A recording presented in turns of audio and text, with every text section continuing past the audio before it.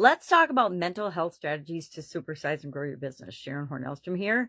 Entrepreneurship, business ownership, leadership in any way, shape, or form tends to be stressful. Why? Because we're dealing with changes and challenges all the time.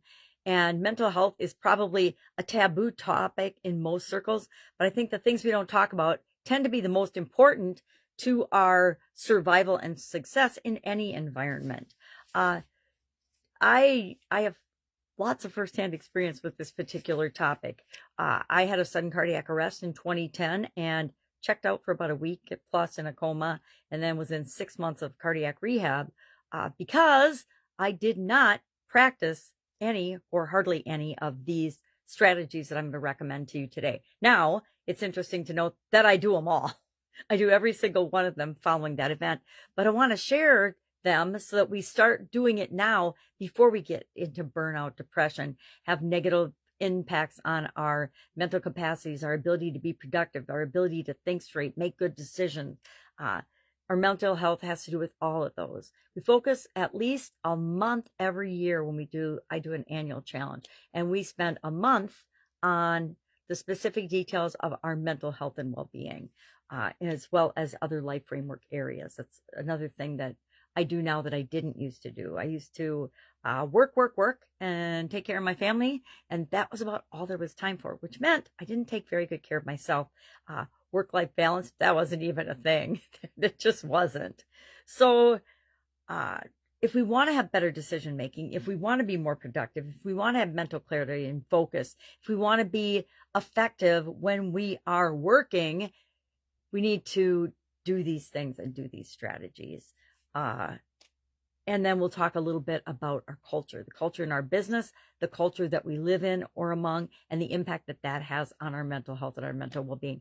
Because I think a lot of the stress that I felt to the point of burnout and dropping dead was not because other people put pressure on me, but because I put pressure on myself to be able to do it all. And guess what? None of us can do it all. None of us are perfect. None of us are superwoman, although sometimes we think we have to be. We really don't have to be. It's about setting priorities and knowing what's important and what feels right to us and honoring that, not doing what we think everybody else thinks that we should do. So what are some of the strategies for good mental health? Number one, establish work-life balance. What does that mean? Well, it's different for each of us, and it's different during different stages of our life.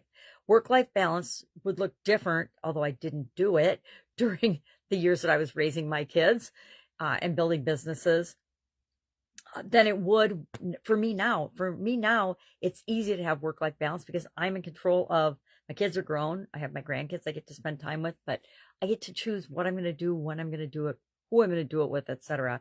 And so it's easy to balance and make sure that I'm doing the things that keep me mentally and physically healthy and able.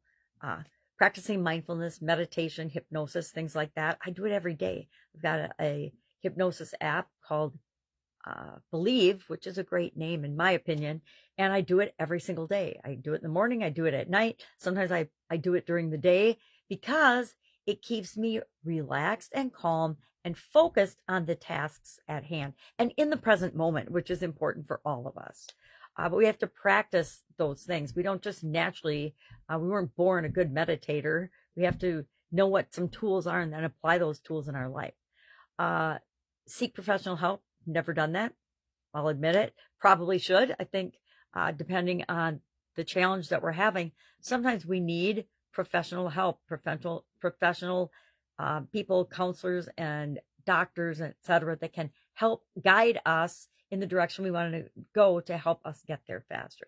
We want to stay physically fit and physically well. I insist that I get some time in nature every single day. Even if it's just I walk out on the front porch and have a cup of coffee, I need to be outside every day doing something. I try to get a walk in nature every day. It doesn't always happen. For example, this morning, I don't think it's going to happen. It will sometime today. It's very, very hot out already. Summer, we love summer. So stay physically active, get some regular exercise. And again, regular exercise for me now is different than it was even 2 years ago. And it's different than it was prior to my sudden cardiac arrest. Prior to my sudden cardiac arrest, exercise extended only to running from place to place, running errands and, being at work, running the kids around, etc. But after that, definitely changed. I set a goal to exercise every day for a year, and I went 8 years without missing a day. And then I missed a day because I couldn't walk. Long story. Set realistic goals. We talk about goals a lot. I talk about goals a lot. Realistic, again, it's defined by you. Is it realistic or is it a stretch goal? I like big, hairy, audacious goals. I like the bigger, the better. I'm going to go for it knowing that it's probably impossible to even achieve, but I'm going to set that goal because I believe we shoot for the moon or the stars and we might land on the moon. I messed up that metaphor. So role of company culture in mental health and in the mental well-being of ourselves as well as others is absolutely positively critical. I've worked with organizations that have incredibly core value, central based cultures that live by the values that they expound in their sharing and in their, in their mission and vision and purpose and principles. And I've worked in company cultures that are absolutely toxic and sick. I don't work with companies that have toxic company cultures unless they want help fixing them. But I stay away from that now, even nowadays, because I know how bad that is to be around and how bad that is for me and my mental health. It's why I don't work in certain industries anymore. There are certain industries that for me are soul sucking. I call them soul sucking because that's how they make me feel. So I don't work in or with those industries. But I learned that the hard way by working in many of them and realizing not for me, not for me, not for me. So I think that's part of what we go through as entrepreneurs and business owners is we have to do some trial and error, figuring out who is for us and what is for us and what's not. We want to provide support and materials and resources for the people in our organization. We want to always be seeking to understand ourselves and the people in our organization better and letting them learn and grow and understand themselves as well. We also want to provide work-life balance in our organizations in order to, and it shows up by having flexible work schedules. It shows up by having remote work if appropriate. I'm going to say flexible work schedules when and if appropriate. I've worked terrible work schedules in my career that were just horrible, which is part of why I left one of my first jobs. Was like, nobody my age works a schedule like this.